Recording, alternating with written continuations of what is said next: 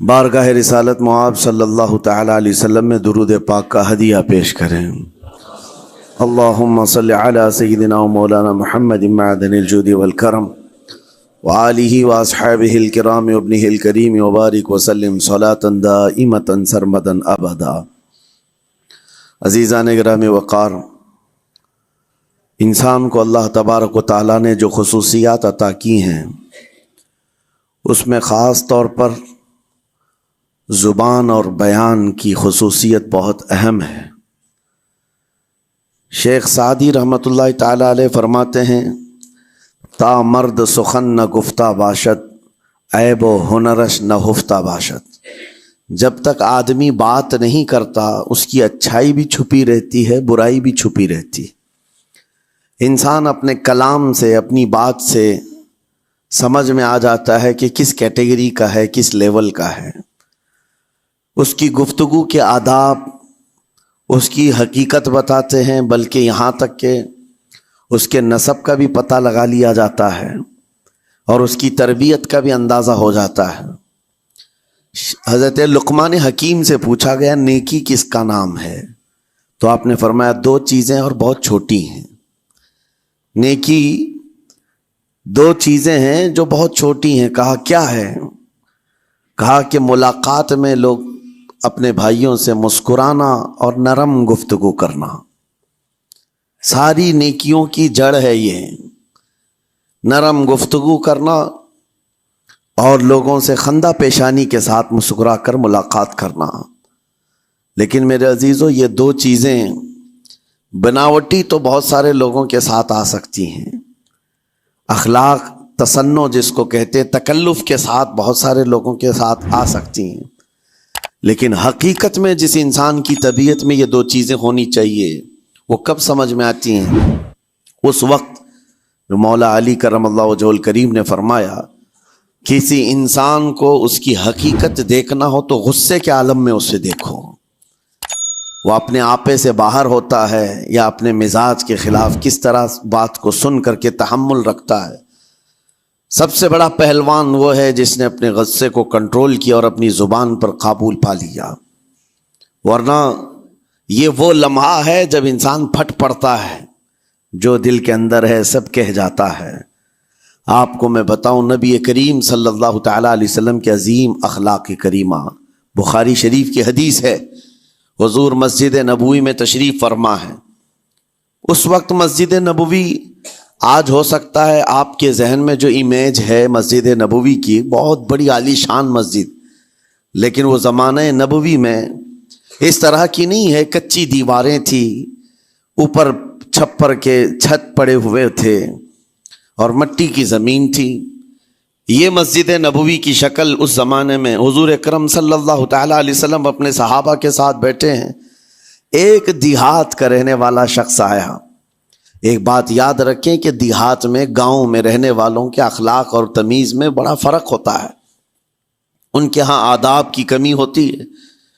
وہ شخص آیا اور مسجد نبوی میں آ کر حضور صلی اللہ علیہ وسلم سے کچھ بات چیت کیا اور تھوڑی دیر کے بعد مسجد میں ہی کھڑے ہو کر پیشاب کرنا شروع کیا۔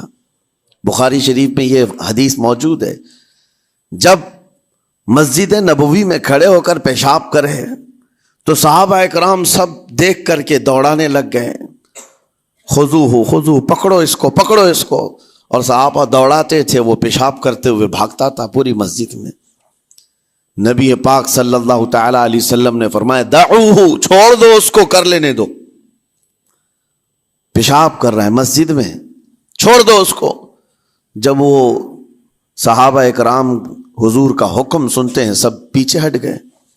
تھوڑی دیر کے بعد نبی کریم صلی اللہ تعالی علیہ وسلم نے صحابہ سے فرمایا پانی کے ڈول بھر کر کے لائے جائیں۔ صحابہ سے ہی منگوایا، پانی کے ڈول بھر کر کے لائے گا اور مسجد نبوی کے میدان میں فرش پر بہایا گیا اور صاف کیا گیا۔ اب وہ شخص نہایت ہی ڈرا سہما کھڑا تھا، میرے ساتھ کیا ہوگا پتہ نہیں، میں نے پیشاب کیا، اب مجھے یہ لوگ قتل کر ڈالیں۔ نبی کریم صلی اللہ تعالی علیہ وسلم نے قریب بلایا اور فرمایا، نہایت نرم گفتگو کے ساتھ حضور فرماتے ہیں یہ اللہ کا گھر ہے، یہاں پیشاب نہیں پیشانیاں رکھی جاتی ہیں. بس یہ جملہ ہے، بخاری شریف میں موجود ہے. یہاں عبادت کی جاتی ہے. اتنا کہہ کر رخصت ہو گئے، رخصت کر دیا. وہ دیہات سے آیا ہوا جو نوجوان تھا یا شخص تھا، باہر نکلتے ہی وہ کلمہ طیبہ پڑھ کر حضور کی غلامی میں شامل ہوا. میں نے وہ بلند عالی اخلاق نہیں دیکھے. نبی کریم صلی اللہ علیہ وسلم کے بارے میں قرآن کہتا ہے فَبِمَا رَحْمَةٍ مِّنَ اللَّهِ لِنْتَ لَهُمْ. اللہ کی رحمت سے آپ لوگوں کے لیے نرم ہیں، اس لیے لوگ آپ کے ارد گرد لگے ہوئے رہتے ہیں. وَلَوْ كُنْتَ فَظًّا غَلِيظَ الْقَلْبِ لَانْفَضُّوا مِنْ حَوْلِكَ. اے رسول، اگر آپ سخت دل ہو جائیں تو پھر یہ سب چھٹ جائیں گے، آپ سے دور ہو جائیں گے. اس رسول کے لیے جب کہا گیا ہے کہ اگر آپ سخت ہو جائیں تو لوگ چھوڑ کر کے دور ہو جائیں گے، تو ہمارے اور آپ کے لیے کس قدر لہجے کی پابندی ضروری ہے. ہاں عزیزان گرامی وقار، اپنی گفتگو، اپنے کلام، اپنی بات چیت سے آپ اپنے سلیقے بتاتے ہیں. گالی گلوچ کرتے ہوئے جن کی صبح شامیں ہوتی ہیں، ان کو دیکھ کر کے ہی پہچان میں آ جاتا ہے کس گھر سے یہ تعلق رکھتا ہے، کہاں ان کی تربیت ہوئی ہے، کس طرح ان کے آداب سکھائے گئے. اسی لیے میرے عزیزو، بچوں کو آوارہ بھی نہ چھوڑ دینا کہ وہ اپنی زبان گلی کوچوں سے سیکھ کر کے جائیں. کل کو ہوگا یہ کہ اس کی زبان کی وجہ سے لوگ تمہیں تان و تشنی کریں گے، اس کا باپ ایسا ہوگا اس لیے بچہ ایسا ہے، اس کی ماں اس طرح ہوگی اس لیے اس کی گفتگو ایسی ہے. کیونکہ موسٹلی زیادہ طور پر بچے اپنے ماں باپ کے اخلاق کو نقل کرتے ہیں، ٹرانسفر ہوتی چلی جاتی ہیں. ایک بار حضور اکرم صلی اللہ تعالی علیہ وسلم مسجد نبوی سے باہر نکل کر جا رہے ہیں. توجہ میرے عزیز ہو، اخلاق کہاں دکھانے چاہیے اور ہماری بات چیت کے انداز ہمیں کہاں ہونا چاہیے، میں آپ کو بتاؤں. حضور تشریف لے کر جا رہے ہیں، صحابہ اکرام کھڑے تھے حضور کے اطراف.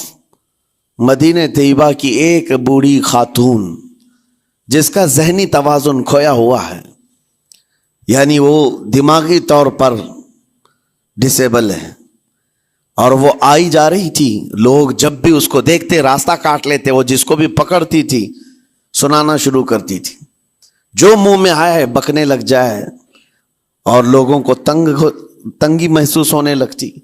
صحابہ نے دیکھا کہ یہ عورت آ رہی ہے، حضور کی طرف آ رہی ہے. سب نے حضور صلی اللہ علیہ وسلم کو گھیر لیا، اس کا راستہ روکنے کے لیے. اب آئے گی اور نبی کریم صلی اللہ علیہ وسلم کے پاس اگر زبان درازی کرنے لگ جائے، پاگل عورت ہے، اور بک بک کرنے لگ جائے، حضور پاک صلی اللہ علیہ وسلم کے ادب میں کہیں کمی نہ آ جائے. صحابہ کا یہ ہمیشہ اہتمام رہتا. حضور اکرم صلی اللہ علیہ وسلم نے دیکھا تو صحابہ سے کہا ہٹ جاؤ، اس کو آنے دو، ہٹ جاؤ، اس کا راستہ چھوڑ دو. صحابہ نے کہا یا رسول اللہ صلی اللہ علیہ وسلم، اس کا ذہنی توازن ٹھیک نہیں ہے، دماغی طور پر وہ عورت ٹھیک نہیں ہے. وہ آئے گی اور لمبی باتیں کرتی ہے، لا یعنی باتیں کرتی ہے، کہیں آپ کی شان پاک میں کوئی گستاخی نہ ہو جائے. صحابہ روک رہے تھے. حضور پاک صلی اللہ علیہ وسلم نے سختی سے فرمایا، ارشاد فرمایا ہٹ جاؤ، اس کا راستہ چھوڑ دو. مجھے پتا ہے پورے مدینے میں اس کی کوئی نہیں سنتا، میں بھی نہ سنوں تو کس کو سنائے گی؟ اگر میں بھی نہ سنوں تو وہ کس کو سنائے گی؟ یہ میرے مصطفیٰ کریم صلی اللہ تعالی علیہ وسلم کے دربار عالی جاہ کی وہ بلند اخلاق کریمانہ کی ایک مثال ہے، جس کو خود میرے آقا نے فرمایا بعثت لأتمم مکارم الاخلاق. عزیزان گرامی وقار، لوگوں کے آج حالات ایسے ہیں کہ اچھے لوگوں کے ساتھ اخلاق الگ دکھائے جاتے ہیں، چھوٹے لوگوں کے ساتھ اخلاق الگ دکھائے جاتے ہیں. سٹیٹس کا آدمی ہو تو اس کے ساتھ ملنے کے طریقے الگ ہیں، اور غریب کوئی آ جائے، فقیر کوئی آ جائے تو اس سے ملنے کا انداز الگ ہو جائے. یہ نہ ہو، یہ ہم سب کے لیے نصیحت ہے. اسی ممبئی کی سرزمین پر میں آپ کو بتاؤں، ایک ماہم شریف میں بزرگ حاجی صاحب ہوا کرتے تھے، آج سے تقریباً 10-12 سال پہلے کی. وہ کئی لوگوں سے ایک سوال کرتے تھے پکڑ پکڑ کر کے کہ میرا ایک سوال ہے، آپ جواب دیں گے، میرا ایک سوال ہے. کئی علماء سے انہوں نے پوچھا، مجھ سے بھی انہوں نے، جب میں نیا تھا مصر سے پڑھ کر کے آیا تھا، میرے پاس آ کر کہا کافی سالوں سے میرے ذہن میں ایک سوال ہوتا ہے، میں آپ سے بھی پوچھنا چاہتا ہوں۔ کہا بتائیے کیا ہے؟ کہا میں حضور سرکار مجاہد ملت رحمت اللہ علیہ کا مرید ہوں۔ علامہ حبیب الرحمن مجاہد ملت، رئیس اعظم اڑیسہ، جن کے خدمات جلیلہ آج ہو سکتا ہے نئی جنریشن کو نہ معلوم ہو، ان کا لقب ہے مجاہد ملت، جنہوں نے سنیت کی بقا کے لیے اپنا تن من دھن سب قربان کیا تھا۔ وہ مجاہد ملت عظیم بزرگ ولی کامل ہے۔ یہ حاجی صاحب کہتے ہیں کہ میں ایک نارمل آدمی تھا، کڑیا تھا، یعنی گھر بنانے کا کام کرتا تھا۔ جب وہ ممبئی تشریف لاتے تو دوڑ کر کے ہر جگہ سے لوگ ملنے آتے، میں بھی گیا تھا، اور اس وقت میں جوان تھا۔ حضور مجاہد ملت رحمت اللہ علیہ کی بات وہ بتا رہے ہیں کہ لوگ لائن لگا کر کے مصافحہ کر رہے تھے، مل رہے تھے۔ جب مل رہے تھے تو پھر میرا نمبر آیا، میں ملنے کے لیے گیا۔ بزرگوں کے سب ہاتھ چومتے ہیں، یہ ہمارے سنیوں کے طور طریق ہیں۔ ادب، علماء ذوی الاحترام کے ہاتھوں کا بوسہ لینا یہ مستحسن ہے، یہ ہمارے آداب میں سے، معمولات اہل سنت میں سے۔ تو جب سب لوگ ان کے دست بوسی کر رہے تھے، ہاتھ چوم رہے تھے، میں بھی قریب گیا، اور جب میرا نمبر آیا میں ہاتھ چومنے کے لیے گیا تو انہوں نے میرا ہاتھ لے کر خود ہی چوم لیا۔ وہ بزرگ عالی جاہ ولی کامل جن کو دنیا مجاہد ملت کہتی ہے، میرا ہاتھ انہوں نے چوم لیا، اور میرے اندر ایسی پشیمانی تھی کہ میں کیا کروں سمجھ میں نہیں آیا۔ میں ایک معمولی سا کڑیا، اور کہاں ان کا مقام کہاں میرا۔ تو اس کے بعد وہ اس بے چینی میں رہتے تھے کہ ایسا کیوں کیا، ایسا کیوں کیا، کیونکہ پوچھنے کا موقع ہی نہیں ملا۔ ایک بزرگ تھے، انہی کے خلیفہ تھے حضور مجاہد ملت کے، انہوں نے اس کا جواب دیا۔ میرے عزیزوں کیا بہترین جواب تھا۔ حضرت مجاہد ملت رحمت اللہ تعالی علیہ یہ چاہتے تھے کہ ہزاروں لوگ ہماری تعظیم کرتے ہیں تو کہیں ہمارے دماغ میں بادشاہت کا خیال نہ آئے، ہم غریب اور فقیر کا ہاتھ چوم کر اپنے نفس کی مخالفت بھی کرتے ہیں۔ اخلاق کریمانہ دکھانے کے لیے اسٹیٹس والوں کے ساتھ ہی نہیں، غربا فقراء کے ساتھ بھی وہ اخلاق ہوں۔ نبی کریم صلی اللہ تعالی علیہ وسلم کے وہ آداب آج اگر آپ اپنا لیں، بہت ساری کڑوی چیزیں ویسی ختم ہو جائیں۔ آج ممبئی کی سرزمین پر سب سے بڑا یہ چیلنج ہے بات کرنے میں، نوجوانوں کے تو آج پارے چڑھے ہوئے ہوتے ہیں، ان سے کوئی بھی بات کر لے، جس تیور میں یہ بات کرتے ہیں ایسا لگتا ہے کہ ابھی لڑائی ہو جائے گی، ابھی جھگڑا ہو جائے گا۔ اس کی عادت سی بن گئی ہے۔ آپ کو پتہ ہے فرمایا گیا، عربی کا قول ہے جراحت السنان لها التیام ولا یلتام ما جرح اللسان۔ تلوار سے، چاقو سے دیا ہوا زخم سوکھ سکتا ہے، زبان سے دیا ہوا زخم کبھی نہیں سوکھتا۔ زبان سے دیا ہوا زخم نہیں سوکھتا۔ بولنے سے پہلے 1000 بار اس بات کو خیال ہونا چاہیے کہ میں جس کو بول رہا ہوں کہیں اس کا دل چھلنی تو نہیں ہو جائے۔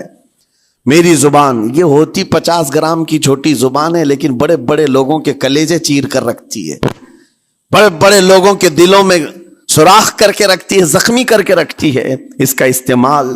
اسی لیے روایت میں ملتا ہے کہ جب انسان صبح کرتا ہے تو سارے اعضاء، ہاتھ پیر آنکھ کان ناک، سارے اعضاء سب سے پہلے زبان سے یہ عرض کرتے ہیں، اس کی پناہ مانگتے ہیں، کہتے ہیں آج تو صحیح سلامت رہے گی تو ہم سب صحیح سلامت رہیں گے، اور اگر تو پھسل گئی تو عذاب ہم پر بھی ہوگا۔ زبان بولتی ہے، مار کسی اور کو پڑتی ہے، کوئی زبان کو مارتا نہیں ہے، گالی زبان دیتی ہے، لیکن مار کبھی پیٹھ پہ پڑتی ہے، سر پہ پڑتی ہے، ہر جگہ پڑتی ہے۔ تو یہ زبان نبی کریم صلی اللہ تعالی علیہ وسلم نے ارشاد فرمایا، من یضمن لی ما بین لحیتیہ وما بین، حضور پاک صلی اللہ تعالی علیہ وسلم فرماتے ہیں جس نے 2 چیزوں کی ضمانت مجھے دے دی، حفاظت کی، میں اسے اضمن لہ الجنہ، میں اس کو جنت میں لے جانے کی ضمانت دیتا ہوں۔ 2 چیزیں کیا ہیں؟ حضور فرماتے ہیں ایک 2 جبڑوں کے بیچ میں جو موجود زبان ہے اس کی حفاظت کر لے، اور دو رانوں کے بیچ میں جو شرمگاہ اس کی حفاظت کر لے، یہ دو چیزیں جس نے بچا لیا میں اس کو جنت میں لے جانے کی ذمہ داری دیتا ہوں، ضمانت دیتا ہوں۔ اس کا کتنا بڑا کردار ہے، یہ زبان کا کتنا بڑا کردار ہے۔ اور حضور نے ایک بار پکڑ کر کے فرمایا تھا، زبان کو پکڑ کر کے کہا تھا یہ وہ زبان ہے جو انسان کو جنت میں بھی لے جاتی ہے اور دوزخ میں بھی لے جاتی۔ کلمہ کس سے پڑھتے ہیں آپ؟ لا الہ الا اللہ، زبان ہی سے تو پڑھتے ہیں، اسی کلمے نے آپ کو جنت تک پہنچایا۔ اور کافر جو کفر کرتا ہے وہ بھی زبان سے ہی کرتا ہے، اور زبان اسے ہمیشہ کی دوزخ میں لے جاتی ہے۔ اس زبان کو چلانے سے پہلے 1000 بار سوچ لیں کہ آج لہجوں کی سختیاں بڑھتی چلی گئیں، اور آپ کو پتہ ہے قرآن پاک میں رب تعالیٰ نے یہ فرمایا وَلَا تَقُلْ لَهُمَا اُفٍّ وَلَا تَنْهَرْهُمَا، والدین کے بارے میں بچوں کو کیا کہا گیا؟ ان کو اف تک نہ کہو۔ لیکن زبان جب کھلتی ہے نا، ماں باپ کے خلاف نوجوانوں کو ہم نے دیکھا ہے گالی گلوچ کرتے ہوئے اور اتنی بری باتیں کہتے ہوئے، معاذ اللہ۔ عزیزان گرامی وقار، حضور نے تو یہ فرمایا جس نے پلٹ کر کے اپنے ماں اور باپ کو سخت لہجے میں بات کیا یا ان کی نافرمانی کی، حضور فرماتے میرا دل چاہتا ہے کہ اس کے گھر کو آگ لگا دوں، آگ لگا دوں۔ اس لیے اس بات کو ہمیشہ یاد رکھیں، تمہارے لہجے کی سختیاں کسی کو زخمی کر دیں تو آخرت خراب ہو جائے گی، آخرت خراب ہو جائے گی۔ حضرت علقمہ رضی اللہ تعالیٰ عنہ حضور کے صحابی ہیں، حضور صلی اللہ علیہ وسلم کے صحابی ہیں۔ آخری وقت آ گیا تھا لیکن زبان نہیں کھلتی تھی۔ حضور پاک صلی اللہ علیہ وسلم کے پاس سفارش لائی گئی کہ آپ کے وہ ساتھی ہیں انتقال کر رہے ہیں لیکن زبان پر کلمہ بھی نہیں آتا۔ حضور تشریف لائے، دیکھا، پوچھا گھر میں ان کے کون کون ہے؟ کہا بیوی ہے اور ماں ہے۔ ماں کو بلایا اور کہا علقمہ کے بارے میں کیا کہتی ہو، کیسا تھا ہے؟ کہا بہت اچھا، پرہیزگار، عبادت گزار، سارے نیکوکاریاں اس کے اندر ہیں۔ تو پھر حضور نے پوچھا اچھا یہ بہت نیک تھا، تم بھی اس سے راضی ہو کہ نہیں ہو؟ ماں نے کہا میں نہیں راضی ہوں، میں راضی نہیں ہوں۔ کہا کیوں، وجہ کیا ہے؟ کہا یا رسول اللہ میرا اکلوتا بیٹا، میرا تنہا بیٹا تھا، بڑی محبتوں کے ساتھ اس کو پالا تھا، اور جب میں نے اس کی شادی کی اپنی بیوی کو لایا، اور جب بیوی گھر پر آ گئی تو میری بات کو ہلکے میں لیتا، اپنی بیوی کی بات کو فوقیت دیتا، ترجیح دیتا۔ اور اس وقت غالباً یہ باتیں تھی کہ زبان سے کوئی کلمہ ان کے نکلا ہوگا جو بیوی کی حمایت میں تھی، ماں کو تکلیف پہنچ گئی۔ کہا میرا دل گوارا نہیں کرتا، میں اس سے راضی نہیں ہوں، باقی وہ بہت نیک بندہ ہے، بہت اچھا ہے۔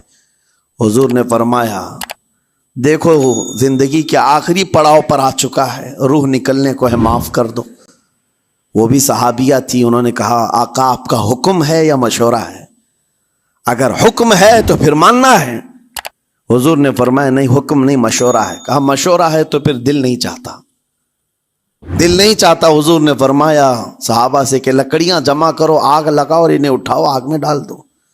آگ دہکائی گئی تو ماں کی ظاہر سی بات ہے ممتا بے چین ہو گئی۔ کہا ان کو میرے سامنے آگ میں ڈالیں گے؟ کہا ہاں، اس سے بہتر ہے کہ وہاں جلے گا، یہاں جلے۔ وہ ماں کہتی آقا آپ گواہ ہو جائیں، میں اپنے بیٹے کو معاف کرتی ہوں۔ ادھر معاف کیا، ان کی زبان پر کلمہ طیبہ جاری ہوا۔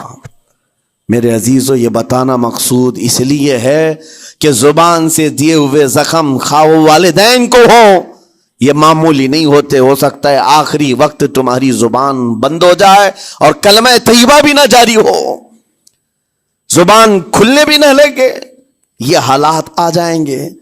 اس لیے اپنی زبان کا کنٹرول برقرار رکھو، کس سے کیا کہنا ہے۔ ابھی میں اس کا دوسرا پارٹ بھی بتاتا ہوں زبان کے استعمال کا۔ یہ نرمی لہجے کے اندر ہونا بہت ضروری ہے، لیکن کچھ جگہوں پر سختی کی اجازت ہے، لیکن وہ مقامات الگ ہیں۔ نرم لہجہ حضور پاک صلی اللہ تعالی علیہ وسلم کے فرامین میں سے ہے۔ ایک بات بڑی، بغداد مقدسہ میں نے ایک ولی پاک کی زیارت کی، ان کے آستانے پر بھی میں ابھی بیان کیا تھا۔ حضرت بہلول دانا مجذوب بزرگ تھے، اور بغداد کی گلیوں میں کہیں پر بھی بیٹھ جاتے تھے، اور جو جانکار تھے وہ سمجھتے تھے اللہ والا بندہ ہے۔ مجذوب کس کو کہتے ہیں؟ جس کی یاد الہی میں عقل فنا ہو گئی، ختم ہو گئی، اللہ کے ذکر میں اور اللہ کی یاد میں اپنے آپ کو فنا کر دیا ہے، اس کے اوپر شریعت کا قلم نہیں۔ ظاہر سی بات ہے شریعت کے سارے احکام اس پر ہیں جس کی عقل سلامت ہے۔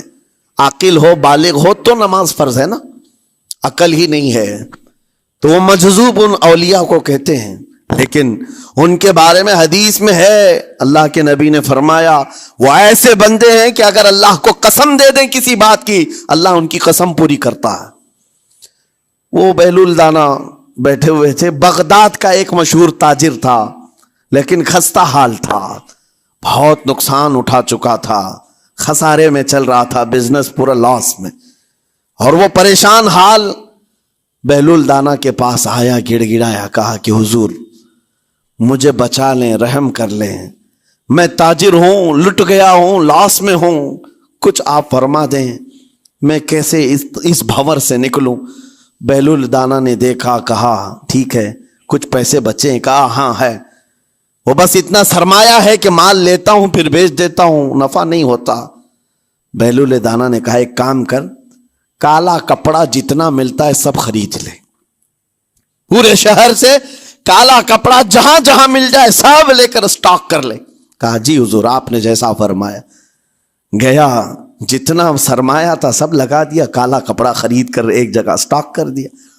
اللہ والے کا حکم تھا، لیکن ہوا یہ کہ بغداد کا معمول تھا، 8 دن گزرے نہیں تھے کہ وہاں وقت کے حاکم کا انتقال ہوا، اور جب حاکم کا انتقال ہوتا تو شہر کے جتنے بڑے لوگ ہوتے، رئیس لوگ، وہ اس کے سوگ میں، اس کے غم میں کالا کپڑا پہنتے تھے، اور کالا کپڑا سوائے اس تاجر کے کسی کے پاس نہیں تھا، اور سارے بڑے لوگ پیسوں سے اس کے پاس کالا کپڑا خریدنے آئے، یہ منہ بولے قیمت پر، جیسے تیسے جتنی قیمت پر بولے سب خرید کر لے جاتے، اور پل بھر میں ایک دن کے اندر وہ بہت بڑا کروڑ پتی بن گئے، بہت مال آ گیا۔ یہ بات یاد رکھیں، اللہ مال دیتا ہے، اس کے بعد پھر آزمائش بھی ہوتی ہے۔ مال اتنا آ گیا، اب لے کر کے مستیاں تھیں، چند دن گزرے، ظاہر سی بات ہے مال کو بڑھانے کی تمنا ہر ایک کی ہوتی ہے، کوئی یہاں پر اینڈ کرنے والا نہیں ہے دنیا میں، چاہے اس کا بزنس اربوں پر بھی پہنچ جائے، اسے آگے پہنچنا ہے۔ چند دن گزرے تھے، 8-10 دن، پھر آیا حضرت بہلول دانا کو ڈھونڈتے ہوئے، ایک جگہ میدان میں یہ مجذوب بزرگ بیٹھے مل گئے، آیا اور کہا او دیوانے بتا اب کیا خریدوں؟ پیسہ بہت ہے ابھی میرے پاس، بتا دیوانے اب کیا خریدوں؟ انہوں نے دیکھا، کہا کہ لہجہ تو بدلا ہوا ہے، پیسہ بہت زیادہ تھا، کہا کہ ٹھیک ہے کوئی بات نہیں، اللہ والوں کو ان سب چیزوں سے کوئی لینا دینا نہیں۔ آپ نے کہا مال جتنا ہے تیرے پاس سب لے کر کے خربوز خرید لے، تربوز خرید لے، جس کو کلنگڑ کہتے ہیں، تربوز پورے خرید لے۔ اس نے کروڑوں کی جائیداد پورے تربوزوں میں لگا تھی، سب تربوز خرید کر سٹاک کر دیا ایک جگہ، اور اس کے گمان میں یہی تھا کہ چند دن گزریں گے، کوئی ایسا ہی حادثہ ہوگا جب تربوز منہ مانگی قیمت پہ لوگ خریدیں گے اور میں بیچوں گا۔ پورا مال تربوز میں لگایا، 2 دن 4 دن 6 دن 8 دن گزرے، کوئی حادثہ نہیں، ادھر تو تربوز سڑنے لگ گئے، وہ تو زیادہ دن سٹاک نہیں کیے جا سکتے، سڑن شروع ہو گئی، پھر تھوڑے دنوں کے بعد پورے کے پورے سڑ گئے، کروڑوں کا مال تربوز میں سڑ کے چلا گیا، وہ بیچ بھی نہیں سکا، کچھ نہیں کر سکا، واپس چیختا چلاتا اسی حالت میں آیا، پہلے سے بھی زیادہ بدتر حالت میں میں آ گیا ہوں، دوڑتے ہوئے آیا، حضرت بہلول دانا کو ڈھونڈتے ہوئے، کہاں ہیں؟ وہ اسی جگہ بیٹھے ہوئے مٹی میں بیٹھے رہتے تھے، قریب آیا اور کہنے لگا کہ آپ نے میرے ساتھ ایسا کیوں کیا بہلول؟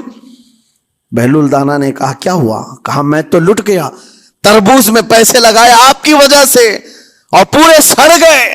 بہلول دانا نے کہا میں نے تو کچھ نہیں کیا، پہلے تو تجھے نفع ملا تھا وہ تیرے لہجے کی وجہ سے، اب خسارہ ہوا ہے تیرے لہجے کی وجہ سے۔ پہلے جو آیا تھا بات کرنے کے لیے اس وقت تیری تمیز الگ تھی، تیری تہذیب الگ تھی، اخلاق الگ تھی، گڑ گڑا کر کہا تھا کہ میں لٹ گیا ہوں آپ رحم کر دیں، دوسری بار آ کر کے کیا کہا، او دیوانے بتا کیا خریدوں؟ لہجہ بدل گیا تو پوری حیثیت بدل گئی۔ زبان ہماری اونچائی پر بھی لے جاتی ہے اور نیچے بھی لے آتی ہے۔ اس بات کو ہمیشہ ملحوظ رکھیں کہ اس زبان سے بہت سارے لوگ نفع بھی اٹھاتے ہیں، بہت سارے لوگوں کو نقصان بھی ہوتا ہے۔ لیکن ساتھ میں یہ بات بھی عرض کروں، نرم گفتگو کرنے کا عادی ہر ایک کو ہونا چاہیے، نرم گفتگو کرنے کا عادی ہر ایک کو ہونا چاہیے، اس کی نیکیوں کی علامت ہے، اس کے اخلاق کی علامت ہے۔ لیکن ساتھ میں امام شافعی رحمت اللہ تعالی علیہ نے یہ بھی فرمایا، چاہے جتنی بھی نرم طبیعت ہو انسان کی، اللہ اور اس کے رسول کے لیے غیرت ہونی چاہیے۔ اللہ اس کے رسول کے خلاف بات سنے تو پھر نرم لہجے کا استعمال نہ کرے، پھر وہ بزدلی کہلائے گی، وہ بزدلی کہلائے گی۔ آج میں ایک بات یہ بھی بتا دوں، بہت سارے لوگ یہ سمجھتے بھی ہیں، ابھی چند دن قبل میں ماررہ مطہرہ میں بیان کیا اخلاق کے، اولیاء اکرام کے مذہب و مسلک پر، اور پچھلے 15 سالوں سے میں نے بہت سارے خطابات کیے ہیں اخلاق پر، معاشرے کی برائیوں پر، لیکن ابھی چونکہ چند دنوں میں جلسے پروگرام بہت سارے ہو گئے اور عظمت ناموں سے رسالت پر زیادہ گفتگو ہونے لگی، تو لوگوں میں ایک امیج الگ بیٹھی ہوئی ہے۔ اور ابھی ہم نے اخلاق حسنہ پر گفتگو کیا کی، 8 دن پہلے ایک بزرگ نے مجھ سے پوچھا، ایسی بھی تقریر کرتے ہیں آپ ایسی بھی تقریر کرتے ہیں، یعنی نرم گفتگو بھی کرتے ہیں؟ مطلب یہ ہے کہ ہماری امیج ایسی بنا کر رکھیں کہ ہم ہر وقت چلاتے ہی رہتے ہیں، ہر وقت للکارتے ہی رہتے ہیں۔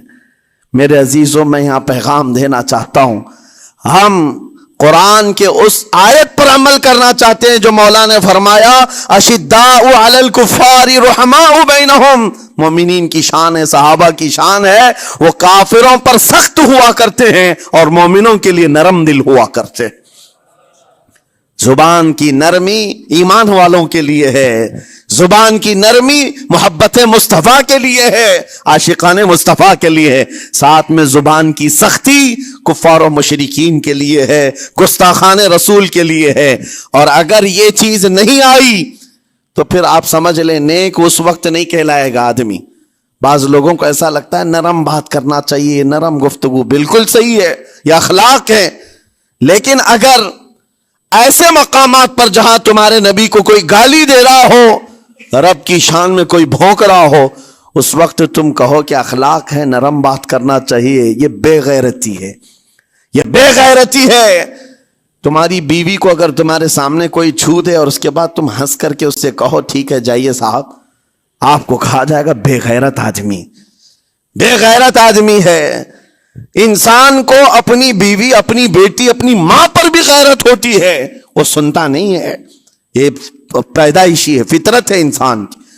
اور مومن کی شان یہ ہے، سب سے بڑی غیرت اس کے لیے اللہ اور اس کے رسول کے لیے ہوا کرتی ہے، اللہ اور اس کے رسول کے لیے۔ ماں اور باپ کو گالیاں ایک وقت میں برداشت کر بھی لے جائے، لیکن اللہ اور اس کے رسول کی شان میں وہ ہرگز برداشت نہ کرے، یہ ایمان کی علامتوں میں سے ہے۔ بہرحال میں نے زبان کے دونوں استعمال آپ کو بتائے، سخت لہجے بھی ہیں، نرم لہجے بھی ہیں، لیکن جب آپ کا پالا کسی گستاخ سے نہ پڑے تو ہمیشہ نرم گفتگو کرنے کے عادی بنے۔ مومنین میں نرم لہجے کا اختیار ہمیشہ رہے، اس سے اخلاق آپ کے بتائے دکھائے جاتے ہیں، اس سے آپ کے اخلاق معلوم ہوتے ہیں، ساتھ ہی معاشرے میں نرمی اور محبت کا ماحول بھی قائم ہوتا ہے۔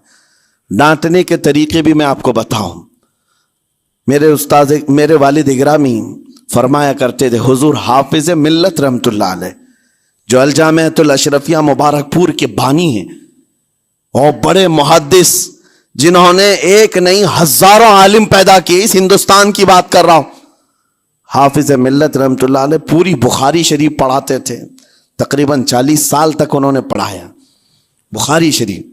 میرے والد ان کے شاگرد ہیں، فرماتے ہیں جب وہ بہت زیادہ ناراض ہو جاتے کسی سے، ڈانٹنا ہوتا، ہر استاد بچے کو ڈانٹتا ہے، کبھی کچھ بچہ نافرمانی کر جائے یا مزاج کے خلاف بات کرے تو استاد ڈانٹتا ہے.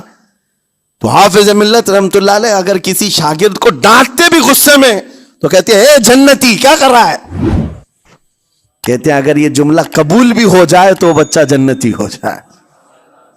لہجے کی یہ استعمالات اولیاء سے سیکھو میرے عزیزو. غصے پر کنٹرول اس وقت تمہارے اخلاق معلوم ہوتے ہیں جب تمہارا غصہ عروج پر ہوتا ہے. اس وقت تمہاری حقیقت لوگوں کے سامنے آتی ہے. وہ اپنے شاگردوں کو ڈانٹتے بھی تو جنتی کہہ کر ڈانٹتے, یعنی کوئی گالی نہیں ہے, کوئی برے کلمے نہیں ہیں, بلکہ ایسا جملہ ہے کہ اگر قبول بھی ہو گیا استاد کی زبان سے اس کی تو زندگی وصول ہوگی, اس کا بیڑا پار ہو گیا. ہمارے درمیان ماں باپ کو بھی یہ چاہیے کہ بچوں کو کس طرح کے اخلاق آپ دے رہے ہیں. گفتگو کرنے کے متعلق قرآن میں اللہ تعالیٰ نے آداب بتائے ہیں. جب آپ گھروں کے اندر موجود ہوں تو بچوں کے سامنے کس طرح کی گفتگو کیا کریں گے, کیسی بات کریں گے. شوہر اور بیوی جس طرح کی باتیں کر رہے ہیں بچے کے دماغ میں وہ پورا کا پورا چھپتا ہے, ٹرانسفر ہوتا ہے. اسی لیے کہا گیا ایڈلٹ گفتگو کبھی بھی بچوں کے درمیان نہیں کی جائے گی. جو میچورٹی میں نہیں ہے ان بچوں کے سامنے ماں اور باپ بیٹھ کر کے کلام بھی نہ کریں, بات نہ کریں. معاشرہ تو آج ایسا ہے سب پوری فیملی لے کر کے بیٹھے ہوئے ہیں, اور حد تو یہ ہے کہ گندی فلمیں سامنے لگی ہوئی رہتی ہیں. وہ کیسے بچا پاؤ گے؟ 4 سال 5 سال کے بچے کے اندر بھی وہ گفتگو, وہ مکالمات, ایک دوسرے سے بات کرنے کی تمیزیں, وہ سب وہاں سے سیکھتا آ رہا ہے. گھروں کے اندر ماحول کو تبدیل کرنے کے لیے آپ کی اپنی زبان پر کنٹرول اور اپنے بچوں کی تربیت اور ان کی زبان پر کنٹرول بہت ضروری ہے. پھر دیکھنا آپ یہ معاشرہ پیدا کر کے کل کو آپ کا بچہ نکلے گا, اس کی تمیز, اس کے اخلاق پر ہر کوئی اش اش کرے گا. چند دنوں کی محنت ہے آپ کی, لیکن بچے جب سلیقے کے ساتھ گفتگو کریں تو لوگوں کا دل جیت لیا کرتے ہیں. بات کرنے کے آداب ایسے ہیں کہ لوگ دل جیت لیا کرتے ہیں. یہ میرے استاد گرامی مصر کے رہنے والے تھے. جب خطابت ہمیں سکھا رہے تھے گفتگو کرنے کے آداب, تقریر کرنے کے آداب, تو ایک امام غزالی کا قول تھا کلم الناس علی قدر عقولہم, لوگوں سے ان کی عقل کے مطابق بات کرو. اس پر وہ سمجھاتے ہوئے ہمیں ٹریننگ دیتے تھے اور کہتے تھے کہ تمہارے پاس آنے والے کئی طرح کے لوگ ہوں گے. اگر تم امام ہو, اگر داعی ہو, خطیب ہو, مقرر ہو, کوئی غریب گھر سے, کوئی بڑے امیر گھر سے, کوئی پڑھا لکھا آئے گا, کوئی جاہل ہوگا, کوئی بدتمیز بھی ہوگا, کوئی نیکوکار, کوئی گنہگار, سب طرح کے مکس مجموعہ تمہارے پاس ہوگا. ان سے خطاب کرنا, ان سے بات کرنا, کس انداز سے بات کرو گے, کیسے ان سے کلام کرو گے. میرے عزیزو یہ ہمارا اپنا ہنر نہیں ہے. ہم جو آپ کے سامنے گفتگو کر رہے ہیں یہ ہمارا فن نہیں ہے, یہ اپنا پیدا کیا وہ ہنر نہیں ہے. ہمیں سکھایا گیا تھا صرف اور صرف آپ کو اس مجمع سے اور یہ آئے ہوئے جمع غفیر سے بات کرنے کے لیے ایک ہی اسلوب اپنانا ہے. دیکھنا ہے کہ رسول اللہ کیسے بات کیا کرتے تھے. میرے آقا صلی اللہ تعالی علیہ وسلم کا اسلوب اپناؤ. حضور کے خطبے دیکھو, حضور جب خطاب کرتے, ظاہر سی بات ہے مسجد نبوی میں اس وقت بھی لوگ, ہر طرح کے لوگ آتے, دیہات کے بھی تھے, شہر کے بھی تھے, اعلیٰ دماغ والے لوگ, اور کئی الگ الگ قسم کے لوگ آتے. حضور کا خطاب سب کے لیے تھا. عزیزان گرامی, ان سنتوں پر عمل کر کے آج آپ اپنے لہجے کو بہتر بنا سکتے ہیں. بس میری گفتگو کا خلاصہ یہی ہے کہ اللہ تعالیٰ ہمیں زبان کا صحیح استعمال عطا فرمائے, ورنہ یہ زبان کی سختیاں اور اس کی کڑواہٹ ہمیں دوزخ میں بھی لے جاتی ہے, دوزخ تک لے جا سکتی ہے. اللہ تعالیٰ اس کی مکاریاں, اس کی عیاریاں اور اس کی شرانگیزیوں سے ہم سب کی حفاظت فرمائے. ساتھ میں یہ بھی میں بتا دوں, وہ زبان پاک نہیں بولتی, وہ زبان پاک نہیں بولتی جو حلال نہیں کھاتی. یہ بھی بزرگوں نے فرمایا ہے, یہ زبان پاک نہیں بولتی جو حلال نہیں کھاتی. اسی سے ہر کچھ گزرتا ہے, اندر پیٹ میں جاتا ہے. حلال لقمے اس سے گزارو تو زبان پاک بولے, اللہ کا ذکر کرے اور تمہیں زبان میں وہ لذت آنے لگ جائے، لیکن اس سے حرام لقمے گزارتے رہو گے، اس کے لہجے کی سختیاں بھی آ جائیں گی، اس کے اندر کڑواہٹ بھی آ جائے گی، گالی گلوچ یہ سارے استعمالات یہ زبان کرنے لگ جائے گی۔ کیوں؟ اس سے حرام لقمے جو گزارے جا رہے ہیں، اس چیز کا بھی خیال ضروری ہے۔ زبان کو جس طرح کا پیٹرول دو گے ویسی چلے گی یہ گاڑی، جس طرح کا ڈیزل اس کے اندر ڈالتے ہو، حرام یا حلال یہ بہت معنی رکھتا ہے۔ اور ایک بات یہ بھی سن کر کے چلے ہیں کہ حضرت سلیمان علیہ السلام کے زمانے میں ایک مناظرہ ہوا تھا علماء کا۔ بعض لوگوں نے کہا کہ انسان کی ایک جماعت تھی، انسان کی زبان افضل ہے، منہ افضل ہے، اس لیے کہ وہ اللہ کا ذکر کرتی ہے۔ بعض نے کہا کہ نہیں، انسان کے پیچھے کا مقام اچھا ہے، اس سے بہتر ہے۔ یہ دونوں کی تکرار میں حضرت سلیمان علیہ السلام کے پاس بات آئی، آپ بتائیں۔ تو ان سے پوچھا تم اتنی بڑی بات کیوں کہہ رہے ہو؟ اس کے پیچھے کا مقام اچھا ہے۔ کہا کہ اس لیے کہ وہ صرف نجاست نکالتا ہے، وہ صرف نجاست نکالتا ہے، وہ مقام غلاظت باہر کرتا ہے، غلاظت اندر لیتا نہیں۔ زبان غلاظت اندر بھی لیتی ہے، حرام کھاتی بھی ہے، لوگوں کو زخمی بھی کرتی ہے۔ ان علماء کی دلیل تھی۔ تب آپ نے فرمایا بات ٹھیک ہے، جس انسان کا زبان پر کنٹرول نہیں، حرام کھاتا ہو اور بد کلامی کرتا ہو، گالی گلوچ ساری چیزیں کرتا ہو، آپ نے فرمایا اس سے بہتر اس کا پیچھے کا مقام ہے۔ لوگوں کو زخمی کرتے ہیں، کسی کے مقدسات پر حملے کرتے ہیں، اللہ تعالیٰ ان کے زبان کی شرارتوں سے ہماری حفاظت فرمائے۔ اور کریم خدا ارحم الراحمین مولا اس چیز سے بھی ہمیں حفاظت فرمائے۔ قیامت کے دن کچھ لوگ صرف اس لیے پکڑے جائیں گے کہ وہ کچھ نہیں بولتے تھے، لیکن وہ جن کے ساتھ رہتے تھے وہ بولتے تھے، وہ لوگ بولتے تھے، اور ان کی وجہ سے یہ خاموش رہنے والا جو ساتھ میں تھا اسے بھی جہنم میں لے جایا جائے گا۔ اور وہ اس دن کہے گا پکار کر، یا ویلتا لیتنی لم اتخذ فلانا خلیلا، اے کاش میں فلاں کی دوستی نہیں کیا ہوتا تو اچھا ہوتا، آج میں بچ گیا ہوتا۔ اپنے ماحول کو بچاؤ، جہاں زبان کی خرابی دیکھو اپنے آپ کو بھی بچاؤ، اور اس ماحول سے بھی اپنے کو دور رکھو۔ اللہ کی بارگاہ میں دعا ہے مولا تعالیٰ اس زبان کو خالص اپنے ذکر میں لگائے اور اپنے حبیب پاک کے ذکر میں لگائے۔ مولا تعالیٰ ہم کو زبان کی بد کلامیوں سے محفوظ و مامون فرمائے۔ وآخر دعوانا ان الحمد للہ رب العالمین۔ السلام علیکم۔